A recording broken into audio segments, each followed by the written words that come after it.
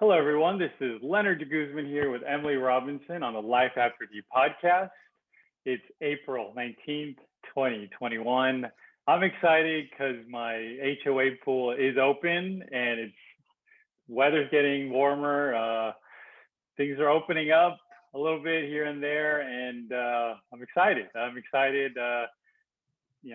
know Emily, you're mentioning a little bit before. You're super busy, so give us an Yeah, update. I'm super busy. Just people seem to be ready to pursue their legal matters, and things are just very, very busy trying to squeeze it all in. But it's good that life's getting back to normal. By normal, getting divorced. Okay, I know people are like on the other side, on the opposite side of divorce. People are like getting married. They're setting, like, I have a family friend who was like, hey, don't plan to go anywhere like March 2022. So they're like planning like weddings on like a year from now. So they're anticipating like, okay, things will get better because wedding reservations and venues, you have to reserve ahead of time. So I've noticed that. I've heard people like setting plans for that. So that's interesting. We'll see. It's like kind of like the new COVID world we live in. Yeah, it is. And I really hope we can get back to normal in-person weddings and things very soon. This is hard and I'm over it. And I'm sure a lot of other people are too. Okay, so with that, let's get to the news of the day. So let's before we get into the Kanye West and Kim Kardashian stuff, let's go to this one on Slate. So the articles.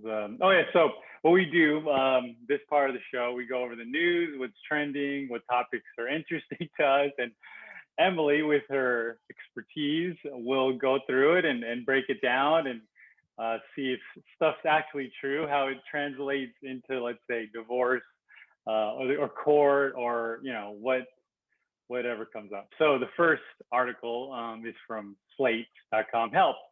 My wife gave birth last month. I want a divorce. I only hung around because she got pregnant. Now everyone's calling me selfish. So after a lot of soul searching, I've decided to divorce my wife of 5 years. All we did was fight, and we had a little in the way of sexual intimacy. The problem is that my soon-to-be ex-wife just had a baby a few weeks ago. I was thinking about divorce when I found out she was pregnant, but decided to stay for the sake of the baby. It's 4 weeks after the birth, and things are worse. We fight constantly. We haven't had sex for almost 4 months. So last week, I finally got the courage to break ties and move into an apartment. The problem, my friends and family say I'm horrible. My wife just had a baby, that we're in the miserable newborn stage, and of course we'd fight. That she's not even cleared by the doctor for sex yet. I always like laugh at that. I don't know why, but it's because I'm immature. So of course we're not sleeping together. Even my brother says I'm being selfish. What do I do? What do I say to these people? My wife stopped being the woman I loved almost a year ago, but I only hung around because she got pregnant. What do you think? Well, I mean, look, it's admirable to hang around because she's pregnant. But that is not likely to fix the marriage. And the same problems are going to exist before the baby and probably be even worse after, because like he said, you're exhausted. It's very hard to take care of a newborn baby. You have a lot of new challenges. So if things were bad beforehand, having the baby is not likely to fix that. So, I don't think it's not jerky to leave and be unhappy. However, taking care of a newborn baby is very hard. So if you're going to leave, make sure that you're still very supportive and doing as much as you can to help your spouse with the baby. Yeah, you better be rich. God, yeah. Okay, so this is like a two-parter. The other part, my husband's parents divorced about 2 years ago, which was the same time we were getting engaged and then married. He's in his early 30s, but the separation was still extremely upsetting for him. We learned his mom had been having an affair with a married man before the divorce. His dad was completely devastated and relied heavily on my husband for support. Supporting his dad took a real toll. Meanwhile, his mom was living it up and going to parties with her new boyfriend. Now, wounds are healing, and my husband has returned to having a loving relationship with his mother. Before all this, I had a pretty good relationship with her too. But I've lost so much respect for her. We all live near each other, and I try to be pleasant, but inside I'm still a little bitter. Am I being ridiculous for holding on to the grudge? If so, how can I let it go? Well, that's a tough question. Look, I think that grudges are very common, and I think we're humans and we have emotions and we have anger and we align with different people based on what we think is, right. And it's really tough. So I wouldn't ever say anybody's necessarily wrong for holding a grudge. But holding a grudge really more hurts the person who is holding it, not the person who you're holding it against. You're the one that has to live with the anger and the resentment and the frustration and all those emotions. So it's to, their benefit to get help for figuring out how to release that anger and the grudge, because it really only affects you. And I tell this to all my people who are divorcing, who are angry about multitudes of different things. You're only hurting yourself by holding on to that anger. The other person isn't feeling that every day. You're the one who is. Okay, so that said, let's get to the Kanye West, Kim Kardashian latest news. So this is from Yahoo Entertainment. Kanye West reportedly super annoyed people think divorce was Kim Kardashian's idea. Kanye West is reportedly not thrilled with the narrative that Kim Kardashian initiated their divorce. According to Page 6, a source close to Yeezy says the artist is super annoyed that the story is being constantly presented as her divorcing him, highlighting the Kardashian family's huge spin cycle. The report comes 2 months after Kardashian filed for divorce and a week after Ye reportedly responded to the filing asking for joint custody. Actually, it was him saying for Ye that they have nothing in common except the kids and he wanted out. The source said she pulled all the stops to try to save the marriage. The source added that Yeezy wanted Kim to file first in order to give her dignity. Back in July of last year, Ye mentioned a possible divorce on Twitter. In the same tweet, he called Kris Jenner Kris Jong-un. I've been trying to get divorced since Kim met with Meek at the Waldorf for prison reform. He wrote, Meek is my man and was respectful. That's my dog. Kim was out of line. Last week, Page 6 also reported Kanye is hoping to be in a relationship with an artist and a creative person next, adding that he would speak the same language with an artist. Oh my goodness. Well, look, only these super rich people have the luxury of being able to be upset about who asked for the divorce or what it's looking like or whatever. Most of the rest of us are just trying to navigate it and figure out how to keep it all together. But in the end, it's very hard to ever know what to believe in these situations, because people in the spotlight are going to say whatever's necessary to make them look in the best light possible. And people already have their opinions about Kim and Kanye, whatever they feel. So it probably really doesn't matter, who initiated things and who was unhappy. I don't think it's going to change the public opinion. And this has no effect on court, right? This is just like they're saying. No, in California, it doesn't matter in California who files. It doesn't. It's a no-fault divorce state. It doesn't matter who wanted it or who did the bad thing, or if there was a bad thing done. That doesn't matter. Okay, so we have more entertainment gossip, more celebrity gossip. This one, Robert De Niro. you have a favorite Robert De Niro movie? Mm, I don't know. There's so many. I love him. I do. I I'll have to think. What's your favorite? The Meeting the Parents with Ben Stiller Meet the cracked me Parents up. is a good one. He He is had the really good at that. he had like, was it a trilogy or like it was? There's two, I know for sure. I think there's two. There's Meet the Parents and Meet the Fockers. Yeah, And there you go. he's very good in that. But I think I like his more serious roles better. I'm just trying to think what's my favorites. There's so many. The early, like Godfather, probably like those were like his classic.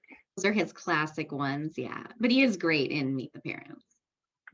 So let's see. I don't know. I guess he has multiple ex-wives. So De Niro. So according to Page Six, De Niro is struggling to keep up with wife's thirst for Stella McCartney. Divorce lawyer says aging bull star Robert De Niro is being worked to death to keep up with his strange wife's extravagant lifestyle, including his thirst for Stella McCartney and $1 million plus diamond rings. His lawyer claimed in court Friday the elderly acting legend is already a tax delinquent again, with the paychecks from his next two movies to offset his multi-million-dollar bill to Uncle Sam, his lawyer. His divorce lawyer claimed Mr. De Niro is 77, and while he loves his craft, he should not be forced to work at his prestigious pace. At this, actually, I mispronounced that, prodigious pace, he has to. De Niro's lawyer, Carolyn Koss, told a Manhattan judge during a virtual divorce hearing, when does it stop? When does he get the opportunity to not take every project that comes along and not work 6 days, a 6-day week, 12-hour days, so he can keep pace with Miss Hightower's thirst for Stella McCartney, Cross says, referring to his client's ex, Grace Hightower, and the celebrity designer. He could get sick tomorrow and the party's over, she said of the famed Raging Bull and Irishman star. De Niro phoned into the proceeding while Hightower appeared by video link. The hearing came as the pair continued to squabble over how much money De Niro should have to pay Hightower until the terms of their 2004 prenup agreement kicked in, presumably after their divorce is finalized. Well, let's read a little bit about what their agreement is. Hightower's lawyer, Kevin McDonough, argued that since filing for divorce in 2018, De Niro has unfairly continued to cut the amount of money he's been sending his estranged spouse, including involving her credit card expenses, going from $375,000 a month to just $100,000 monthly as recently as January. But Krause claimed that in the years leading up to their separation, Hightower was spending more and more. In 2019, she had spent 1.67 million, including buying a diamond worth 1.2 million from jeweler Kuwait, the lawyer said.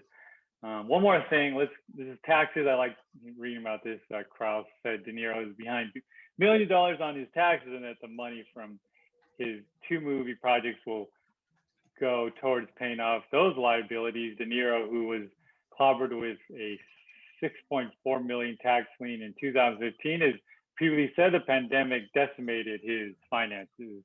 Wow. That's a lot. So, I mean, there's actually case law on this issue. Like, if you're a high earner, you're making a lot of money, do you have to continue to work at that level to be able to pay your spouse what they want to be paid and support? And typically, I'd say the answer is no.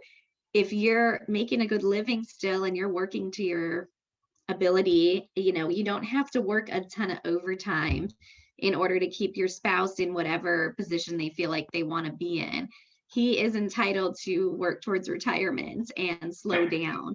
I mean, he can't go to making like zero and claim, oh, I just don't have any money, but he can slow down and make a reasonable amount for a celebrity as opposed to, be making a ton extra. You know what I mean? Yeah, it's crazy. It's crazy how someone like him has like no money. So with that said, let's go to the portion of the show called Dear Emily, where Emily will go over things people post online, whether it's getting started in the divorce journey, whether it's child custody, whether it's giving millions of dollars to your ex-spouse like Robert De Niro. Okay, so the first one, introducing new partner to kids. I would like to introduce my partner to my kids. Is it a good idea to have a new person to stay over the weekend, the first time my kids meet her? She lives far away, so it is not quick and easy to come over. My kids live with me part-time. Mm. I mean, that's a parental decision, and only you can decide when that's the right time. It is something that ideally, people would discuss with each other before making that decision. Like the parents should discuss that. I know a lot of people don't want to, but I do have a lot of parents make agreements on that. Like we won't introduce any significant others until we've been together 6 months or something like that. So it's a good idea to try to discuss and have some ground rules if possible. Okay. We're a little short on time, so it's going to be our last post here. So this one's a life after divorce. What did you do with your wedding ring? I absolutely love my ring. I miss wearing it, but it brings me nothing but sadness. What did you do with yours?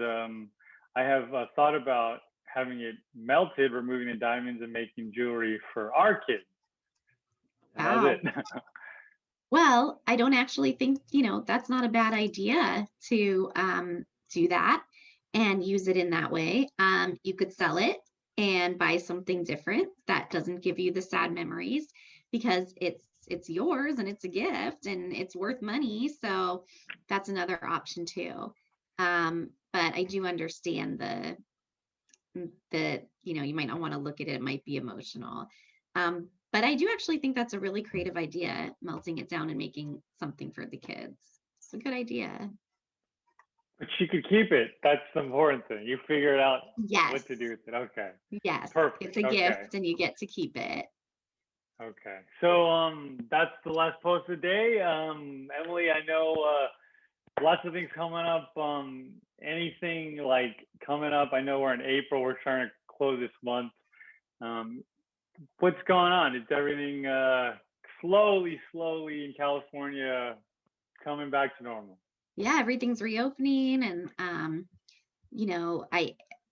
I'll be interested to see if a lot of court stays by Zoom once things reopen. Everybody's getting their vaccines, so things are good, and hopefully we continue to move in that direction and get to some normal life this year. Really, really, really hope. But it'd be nice if some court stays by Zoom. It is much easier. Yeah, and COVID doesn't mutate. Right? I know. We don't need that.